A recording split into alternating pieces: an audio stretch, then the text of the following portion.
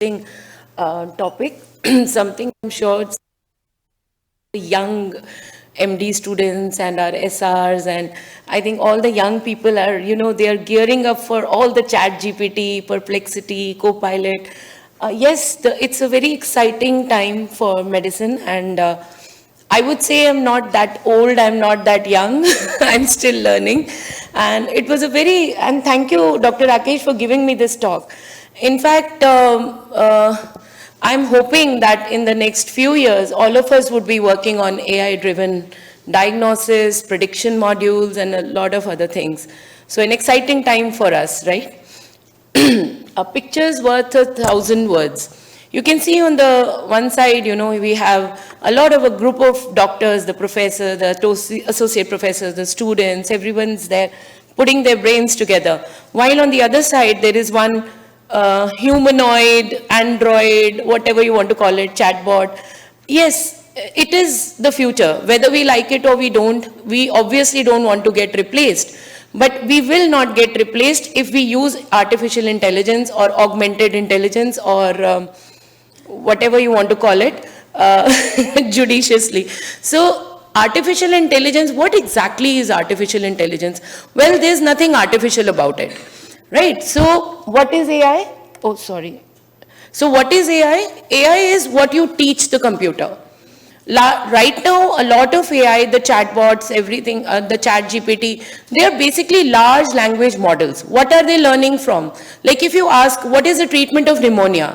It's not going to give you from Nelson or Ghai or maybe Harrison. It's going to give you from all the sources, from Google, from forums, from vlogs, because they are basically large language models. They're accepting everything. So what is the future for us? We should develop small language models in which maybe you give it only medical textbooks. So what is this going to do? It's going to read the medical textbooks, make the algorithms, and going to give you proper whatever is given in your textbooks and not what's given in Google. So it's basically a computer system. And I think this is a better term. I like the word machine intelligence. And what does it do?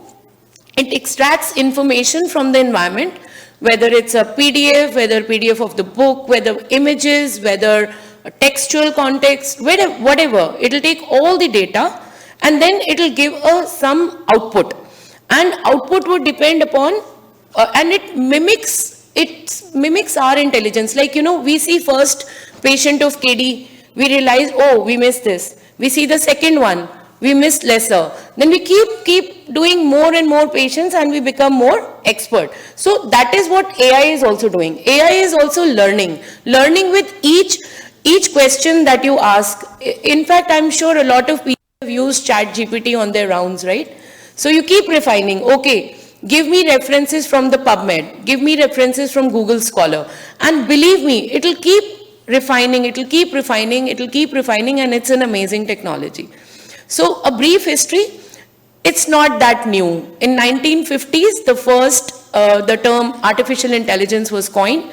1960s and 70s, we had this Eliza, the chat box. I'm sure a lot of us know about that. Shaky the robot. So there was a very limited computing capacity during your 1960s and 70s. So this period of 1970 to 1990 was known as AI winter. AI winter means that there wasn't much that was happening. So 1990s, we are 1990s people. So first driverless cars, Deep Blue, which was playing the chess. So all that's evolved.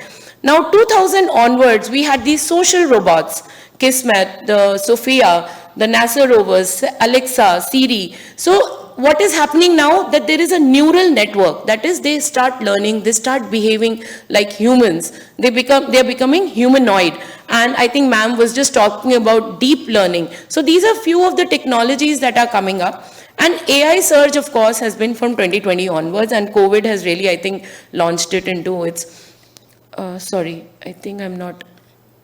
So behind the scene, I'm not going to bore you with this. We all know data is there. And then you use this data science and machine learning algorithms. And you can have supervised technologies where you do regression, classification, predictive analysis, and unsupervised is what the deep learning is going to do. Like, you give it images, it's going to keep learning. You give more images, it's again going to keep learning. So AI is a very fascinating tool. So why do we need? We are so intelligent, we have all cleared NEET, we have all cleared INI CET. Do we really need an AI to help us during our rounds? We have our textbooks. I think we do, because see, all of us get tired, all of us have our moods, all of us have our emotions. So AI doesn't have its emotions. So every time it's going to give you the same answer. Like, if I'm assessing 10 students, I might start with giving 50 on 50, but by the end I'll get fed up and I'll start giving 20 on. So that is not going to happen with AI. AI is going to perform the same way that it is a lot of predictability. So early detection, risk management, cognitive support to the clinicians. See, all of us are humans. I might have an IQ of, let's say, X. Somebody may have an IQ of X plus 10. Somebody may have an IQ of X minus 10. So we all, if we are working and we are taking rounds, and one patient, we may have a different opinion. But AI will detect subtle patterns, will detect subtle changes, and it will give you better results. So you can use it as an assistant. It's not going to replace you. I don't think AI is going to replace us at all. And plus, it will optimize our disease care and delivery of treatment. And millions of people, like, I'm sure if we develop an AI module which is on your smartphones, and you're asked, okay, put in these parameters and it's going to tell you whether it's KD or not, it's going to help. A lot of areas do not have PGI, AIIMS or other centers, right? And so they might benefit from these AI modules. So what are the techniques that are used in Kawasaki disease? See, machine learning was there. It's still there. It's getting improved. It's that forest plots that we use, the logistic regressions that we use. But deep learning is something very interesting. Image-based. You send it echo images. It will start assessing your coronary arteries, may detect other changes also, which maybe our human eye has not yet considered it a pattern. So in the future it may. Then this is what I was talking about, large language models. So whatever knowledge that ChatGPT is giving you is not restricted to your textbooks. Maybe if we have small language models, which references of our textbooks, our standard textbooks, we may have a better AI model. So challenges, we all know about the challenges, right? Atypical presentation. Currently, somebody may feel, oh, strawberry tongue hai. Somebody may say, no, there is no strawberry tongue. And somebody may say, oh, this is viral exanthem, this is adenoviral infections. So there can be a lot of opinions, and these signs are often attributed to dehydration, multinutrient deficiencies, and other things. So AI would not have those emotions, biases, right? If it is there, it is there. So it may help in diagnosis. So we did a systematic search of the PubMed and a lot of resources, and we found 46 studies. That's a lot of number between 2000 to 2024. So around 25 years, quarter of a century. So these studies were basically focused on diagnosis and outcome prediction, because that's what we are, right now we are engrossed in that only. So AI models for prediction of diagnosis in KD was very, very high. The sensitivities were in its 90s, and specificity was as high as 97%. And it also predicted IVIG resistance better than the normal conventional scores. So echocardiographic analysis, many models are there, but this is the one, I think Dr. Devdatta ma'am might shed some light on these kind of softwares. I couldn't understand much of it. So whatever I could understand, that it is an unsupervised AI method, and it keeps learning from the images that you keep putting in it. And it's got a good predictive value, and it does differentiate severe cases for early intervention. So these, again, high accuracy, high sensitivity, and specificity. Now, something that is more of my playing field. So this was something which was done from our unit. This was, I would like to thank Dr. Sameer Gulati, because he's the one who did the coding and the analysis, and I just provided the data. So this is how we use the AI for predictive analysis. So what we wanted, the MAS is a dreaded complication of Kawasaki disease, and it would really help us if we can use the simple history, examination, and simple investigations like LFTs, CRPs, and if we are able to basically say that, okay, this patient is of MAS and we need to intensify the therapy, it will be great in a utopic world. So what did we do? We took 42 children diagnosed with KD. This was during the COVID time where we had a lot of KD and our center was working and we did not pick and choose COVID patients. So we had 33% of our patients developed MAS, which was a very high number. And we made a classification tree. Basically, the data is divided into the data set and the training set. So what did we come up with? A very simple if and but model. So whenever a patient comes to us, myocardial dysfunction was defined as shock with cardiac markers increased. So if myocardial dysfunction was present, look at the serum albumin. If hypoalbuminemia less than 2.8 was there, then you look at the fever duration. If the fever duration was more than 6 days, then the node 12, that means 100% of probability that this kind of picture would have MAS. Similarly, it was done for different. So, we may not get fibrinogen at point of care. We may not get ferritin at point of care, but we certainly will get LFTs. We will get an albumin. We will get NT-proBNP. We will get CPKMB. We may get TROP-T, right? So this made our life a little easier and more, hopefully we'll get more predictive analysis. So another one, biomarkers. I think everyone is very fond of biomarkers, NT-proBNP, CRP, even thyroid hormones, GGT. So many markers are coming up. So this was another paper that I found where they derived a blood test and they compared it patients with KD and patients with an acute viral illness or an acute febrile illness. So what they did was they started with an 11 biomarkers. So what did they do? They basically evaluated the diagnostic performance of this blood test, right? So they had some 1,000 patients, and what they did was they reduced this 11 biomarkers to 3 biomarkers, which was CRP, NT-proBNP, and thyroid hormone uptake. I think NT-proBNP and CRP we are using very commonly. I think it is a standard of care now. But thyroid hormone uptake was a little difficult for me to put it in our algorithm. But they did have a very high specificity and sensitivity as well. So again, 92% AUC, area under the curve, with 86% sensitivity and specificity, which I really feel is very good. I mean, I know this gathering people may have 95% and above diagnostic rates for KD, but otherwise if you go outside the group, if you look at our general pediatric colleagues or other institutes where KD is not being treated, this will do wonders for them. Another, then what about the meta-analysis? So how is machine learning performing? So is there any data on that? Yes, there was a meta-analysis here that was done from China. And this study assessed the accuracy of machine learning models.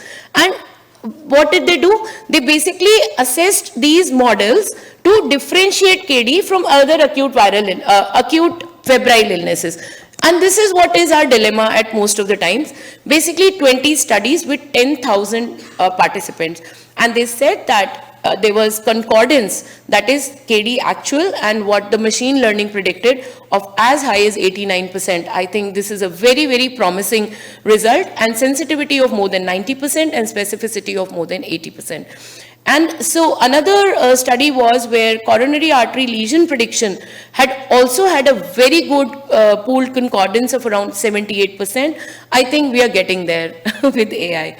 So a lot of meta-analysis are being done in KD for diagnostic purposes. This is a ray, kind of a sun ray diagram, which shows that most commonly studied parameters in those 20 studies was CRP, neutrophils, white blood cells, platelets, lymphocytes, hemoglobin, and so on and so forth. You have so many parameters that have been studied, and this is what differentiated Kawasaki disease from the other acute viral illnesses, and most of the illnesses were viral in this. And now what about the coronary artery lesions? Again, the most common studied were C-reactive protein, IVIG resistance, age, and what was the duration of fever before the illness occurred, and so on and so forth. So ethical consideration, I think Dr. Akash was presenting something about AI from Bhatinda. You know? So ethical concerns are going to be many. And ICMR, I think, has once again proved that they are with the times. So they've taken out these ethical guidelines for application of AI in biomedical research and healthcare. So what are the ethical principles? First of all is non-discrimination and fairness, optimization and data quality. The data that you're putting in, that has to be regulated. See, we all know in PubMed, right? Garbage in, garbage out. If you do not give the right data, you're not going to get the right results. If your question to your chat GPT is not specific, you will get random answers and you'll say, oh, this is worthless, it doesn't work. Let's just go back to our textbooks. No, we probably need to train it well. We probably need to use small language models, and we probably need to formulate our question, our questions in a proper manner. What exactly do you want? See, it's not a human. It's not going to understand the subtext or the emotion. If I'm saying something angrily, it is not going to work faster. Right? So it's not going to be the professor is shouting on the round so the PGs become more efficient. I'm sorry, that's not going to happen with the AI. It's going to work at its own speed. है ना, वो जल्दी नहीं करेगा, वो उसी से करेगा, and it will learn what you make it learn. So that's very, very important. Accessibility, everyone should have an access to this. It should not be that we have beautiful models, it is patented, and then, you know, poor people do not have access to it. Risk minimization and safety, collaboration, autonomy, data privacy, accountability and liability.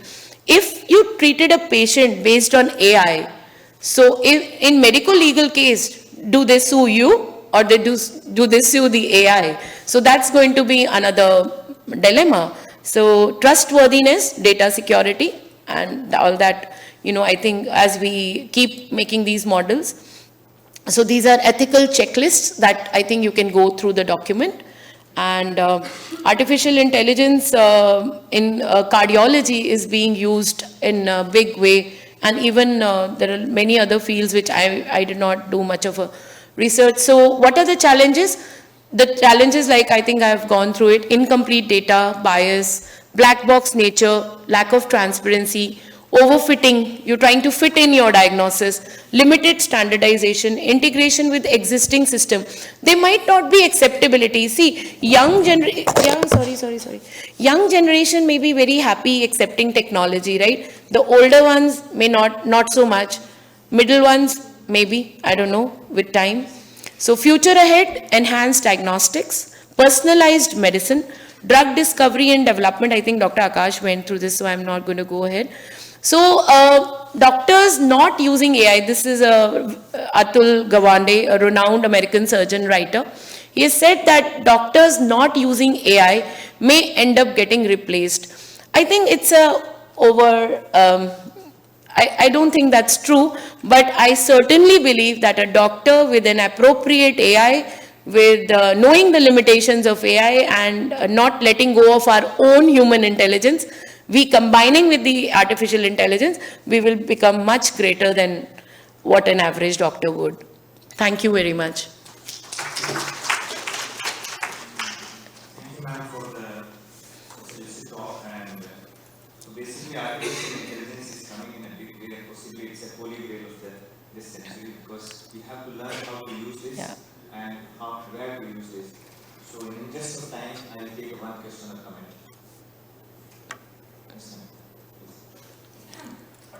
Yeah, please. Excellent talk. Okay, thank you.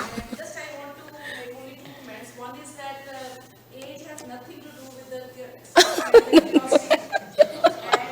And I still said that knowledge is not a question of ego, or ego is not a question of Absolutely. ego is not there.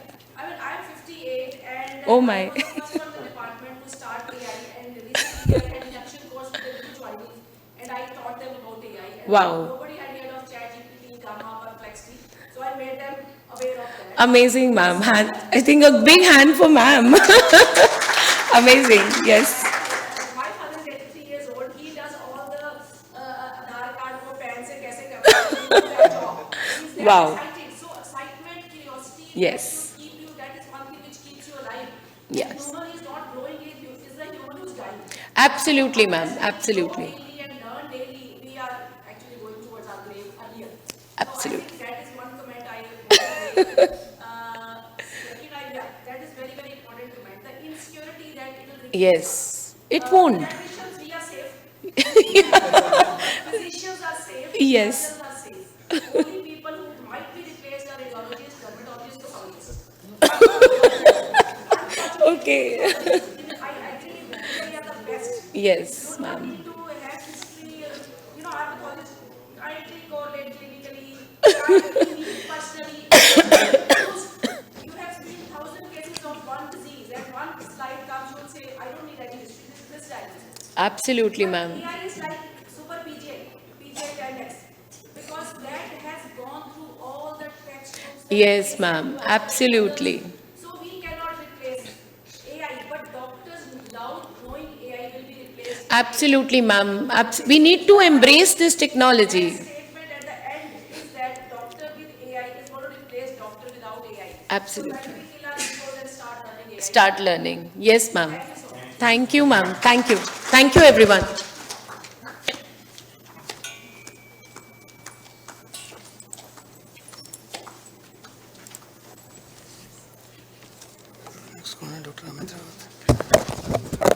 Thank you, ma'am, for showing us the clinical utility of artificial intelligence in day-to-day clinical judgments.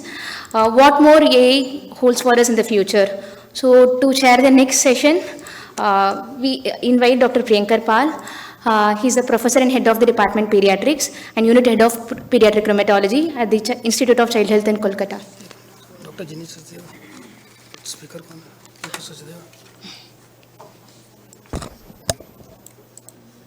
So, continuing with our venture into artificial intelligence, the next speaker is Dr. Jaini Sachdev. She is an associate professor at the Electrical and Instrumentation Engineering Department, Upper Institute of Engineering and Technology, Patiala. So, she has a lot of achievements, technical papers in 24 SCI journals, amazing number of citations, 933. She has done some sponsored projects, 3D MRI data processing using deep learning, completed a grant